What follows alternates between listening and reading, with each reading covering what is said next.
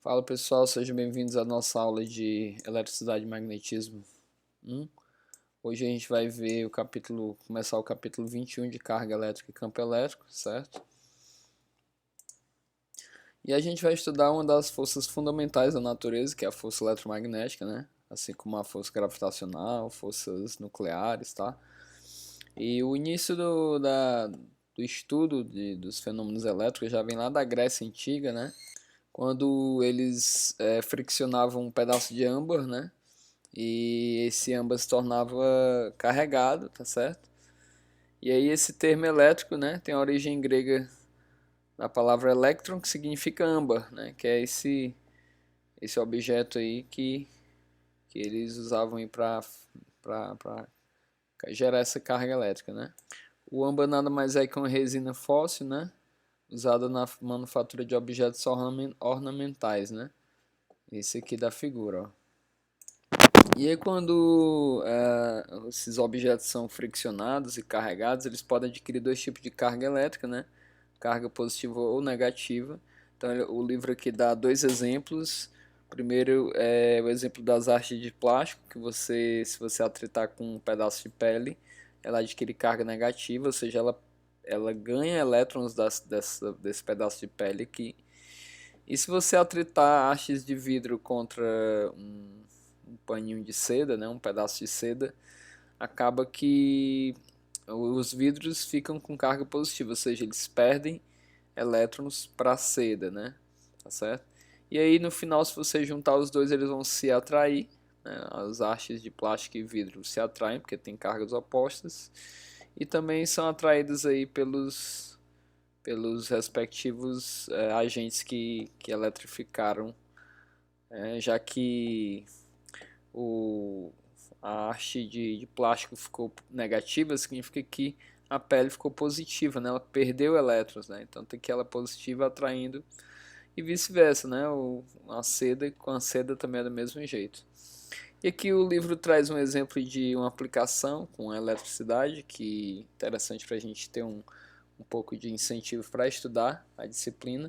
Mas na verdade a eletricidade se encontra em todo lugar que a gente olha, a gente vê eletricidade, né?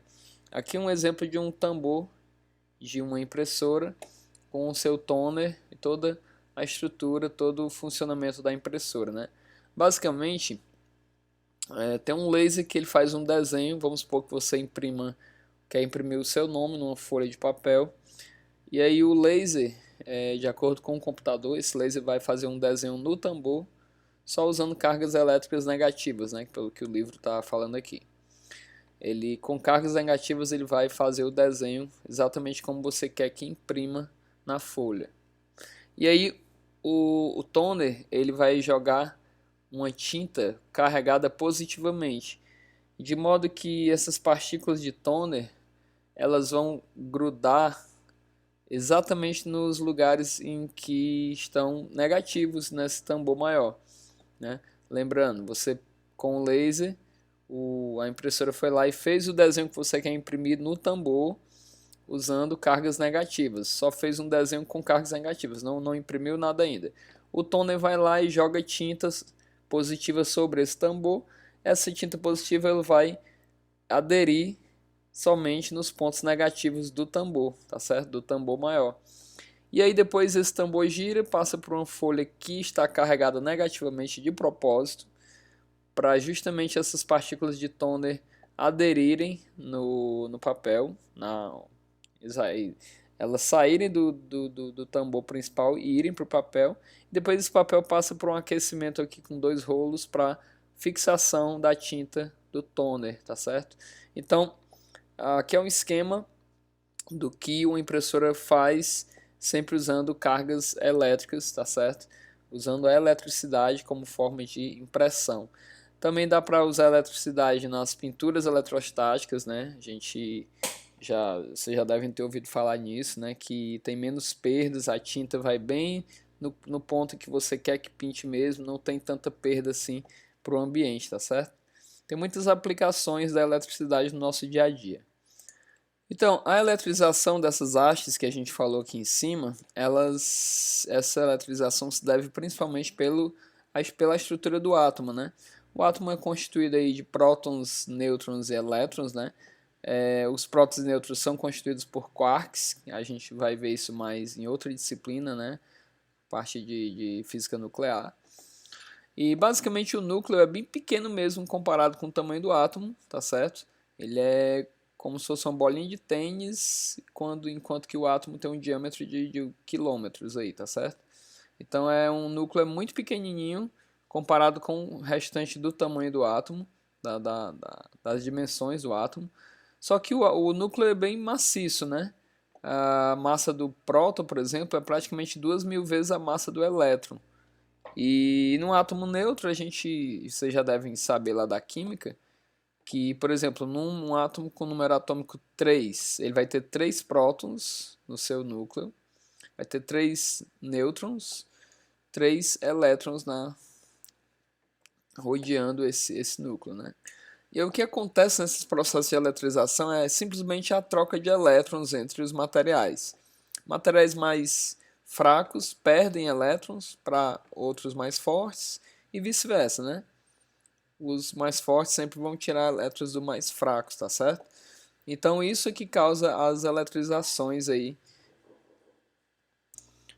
O número atômico é sempre esse número de prótons, né, existentes no átomo, no átomo neutro, tá certo? E quando ele perde um elétron, a gente diz que esse átomo ficou ionizado, tá certo? Ou perde ou ganha, na verdade.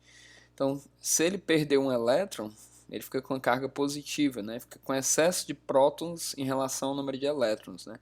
Na verdade, um átomo neutro, ele tem 3 cargas positivas aqui nesse exemplo e vai ter 3 negativas também, de modo que elas se cancelam, né?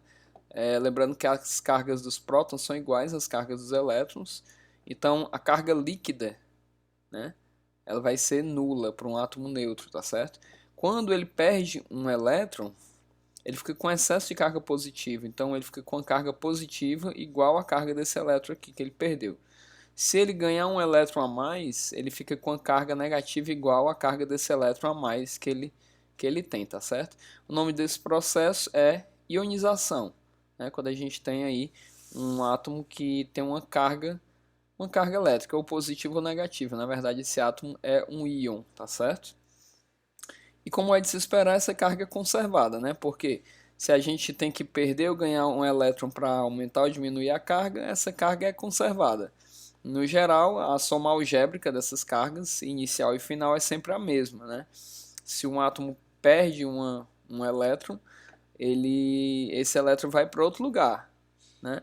Nem que seja para o ambiente, mas vamos supor que esse átomo seja atritado com esse aqui, de modo que esse elétron passe para esse outro átomo. Então, enquanto que esse vai ficar positivo por ter perdido um elétron, esse fica negativo. Mas no geral, a soma das cargas totais vai ser sempre igual do começo ao fim. Ou seja, tem uma conservação da carga elétrica, tá certo? A soma algébrica de todas as cargas existentes no sistema isolado permanece constante. E como eu falei, o módulo da carga do elétron ou do próton é uma unidade natural de carga elétrica, tá certo? Que é aproximadamente 1,6 vezes 10 a menos 19 coulombs, em homenagem a Coulomb, que foi o cara que estudou aí os fenômenos elétricos, tá certo? A gente vai falar dele mais na frente. E para encerrar essa primeira parte, né, aqui fala que a maior parte das forças que atuam sobre a gente, né, no caso sobre esse esquiador aqui, ó, são forças elétricas, né? Ó, se você pensar as interações entre as moléculas, né, de água, são elétricas, a tensão no cabo do reboque tem interações elétricas, né? Como eu falei, o núcleo é bem pequeno, então tem sempre ali muitos elétrons, né? E os átomos se atraindo também por meio dessas cargas, tá certo? Tem também e tem uma força que não é elétrica, que é a força gravitacional. Só essa força diferente. O resto, tudo, a gente pode dizer que, na verdade, no geral, a força elétrica está presente no nosso dia a dia, em todas as situações possíveis que você imaginar, inclusive contato físico, atrito, etc. Beleza? E agora vamos falar sobre condutores isolantes e cargas induzidas, né? Já falando do conceito de condutores isolantes, que são o primeiro é um material que tem uma facilidade de conduzir elétrons na sua última camada ali, né? Enquanto que os isolantes eles dificultam esse trânsito eletrônico nas suas últimas camadas. Então, essa basicamente é a diferença entre o condutor e o isolante, tá certo? E são importantes, logicamente, ambos são importantes. Nas linhas de transmissões a gente usa os dois, né? Por exemplo, aqui nessa foto ó, tem uma torre de transmissão, aqui os cabos de alta tensão passando, tá certo? Ó. E aqui a gente vê esses isolantes de porcelana, né? Eu não sei, não é apenas a porcelana, logicamente, que eles usam, né? Mas é muito comum o uso da porcelana como isolante elétrico, né? E aí a gente tem esses fios aqui embaixo sendo sustentados por essa porcelana aqui, ó, que se conectam à torre. Por que tem que ter esse isolante entre a torre e os fios? Porque essa torre está fixada no chão, tá certo? E a gente não quer que esse fio de alta tensão conduza a eletricidade para o chão, né? Causando assim um curto, né? Os elétrons vão simplesmente para a Terra e aí não vai fazer sentido a condução dessa corrente elétrica aqui. Então eles têm que isolar e isso aqui é usado para sustentar esses cabos, né? Que são pesadíssimos e precisa desse sustento dessas torres aqui. Né? São importantes essas torres para esse sustento. Então o isolante tem a sua função assim como o condutor, tá certo? Como a gente está vendo aqui, ambos são importantes para a eletricidade. O material condutor mais comum assim que a gente conhece é o cobre, né? Se você for em qualquer loja de material de construção comprar um fio, um fio para fazer uma instalação residencial, instalação elétrica, provavelmente a pessoa vai te vender um fio de cobre, né? Então é o metal mais usado aí para conduzir a eletricidade. Aqui nesse exemplo do livro, ó, a gente tem uma haste carregada negativamente e um fio de cobre conectando essa haste a uma esfera metálica. Só que ambos, tanto a esfera quanto esse fio, estão sustentados aqui por fios de nylon, que é um material isolante, o nylon, né? Então, assim como o cobre tem suas propriedades condutoras, o nylon tem suas propriedades isolantes, tá certo? E ambos, como eu falei, têm a sua função dentro desses fenômenos elétricos aí. A borracha também é um excelente isolante elétrico, tá certo? E basicamente a explicação para isso é que na última camada eletrônica desses átomos isolantes tem um excesso de cargas de elétrons ali e pouco espaço para esses elétrons se movimentarem, né? Enquanto que os materiais bom condutores, eles têm na última camada, tem uma facilidade de condução desses elétrons. Eles estão mais livres, são mais facilmente movimentados ali nessa última camada, né? Tá certo? Então, quando tem essa facilidade de movimentação eletrônica na última camada, o material é um bom condutor. Quando tem esse excesso de elétrons ali que fica complicado a movimentação eletrônica, o material é um bom isolante, como no caso da borracha ou do nylon, certo? Agora falando dos processos de carregamento, né? Aqui a gente tem um carregamento por contato, tá certo? A gente tem uma haste de plástico carregada negativamente e um fio de cobre em contato com a esfera. Parte dessa carga elétrica negativa é transferida para essa esfera. Depois que você tira ela, vai ficar a esfera carregada negativamente. Mas tem outra forma de você carregar, que é uma carga por indução. Como está aqui no desenho, ó. Você tem aqui uma esfera metálica, tem um suporte que é isolante, e você aproxima, sem entrar em contato, somente por indução, você aproxima aqui uma haste carregada negativamente perto dessa esfera metálica. O que é que vai acontecer? Os elétrons que estão aqui desse lado, eles vão ser repelidos para o lado direito. Né? A haste está se aproximando aqui pela esquerda e tem um excesso de elétrons. E como o elétron repele elétrons, os elétrons que estão aqui desse lado vão ser repelidos para o lado direito. E aí a nossa esfera vai ficar com essa característica aqui, ó. metade de cá positiva, metade de cá negativa. E aí a gente pode pegar um fio e aterrar essa parte aqui que está com excesso de elétrons, e aí aterra e depois remove esse fio, e aí a gente vai ter então uma carga positiva aqui depois de fazer esse processo de indução, tá certo? Esse fio ele vai permitir que esse excesso de elétrons escoe para o solo, né?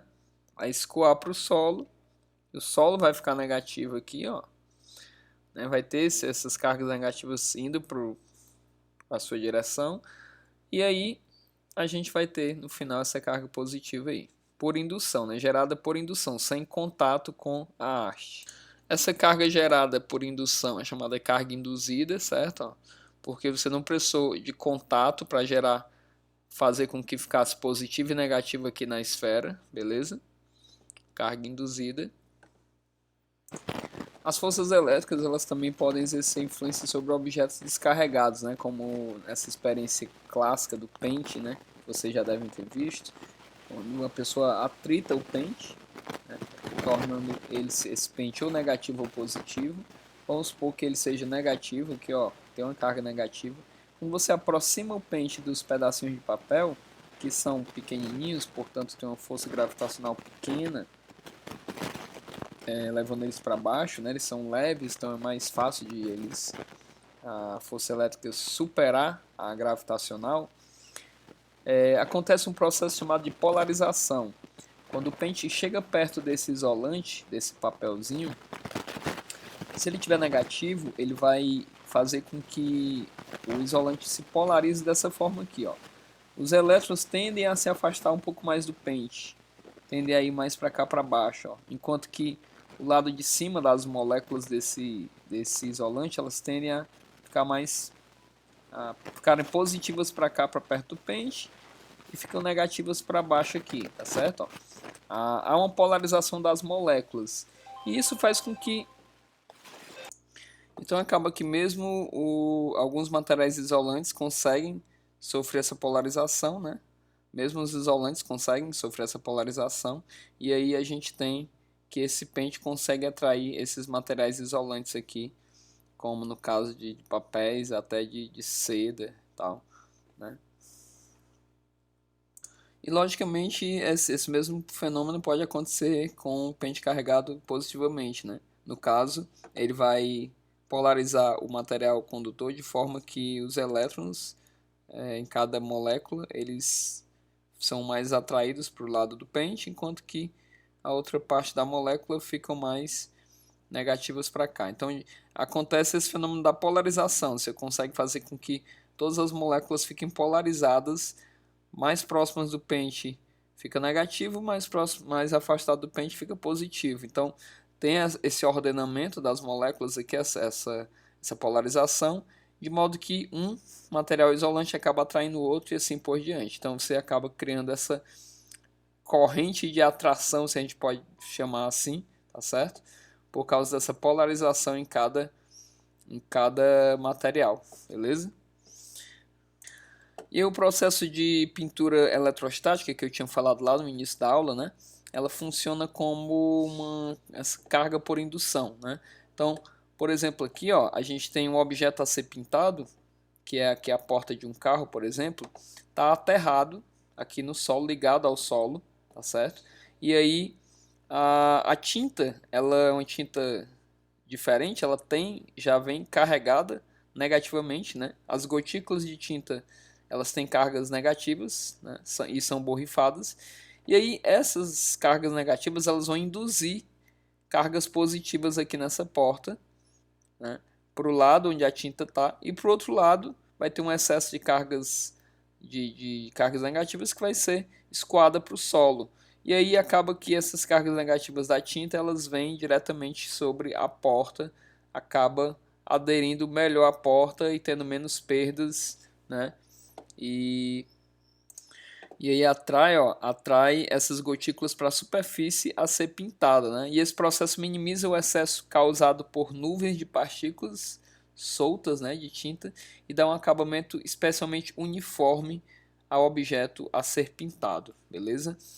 Então essa foi a nossa aula dessa semana. Na semana que vem a gente vai abordar a lei de Coulomb, que é essa lei da força eletrostática, tá certo? Entre duas cargas a uma certa distância.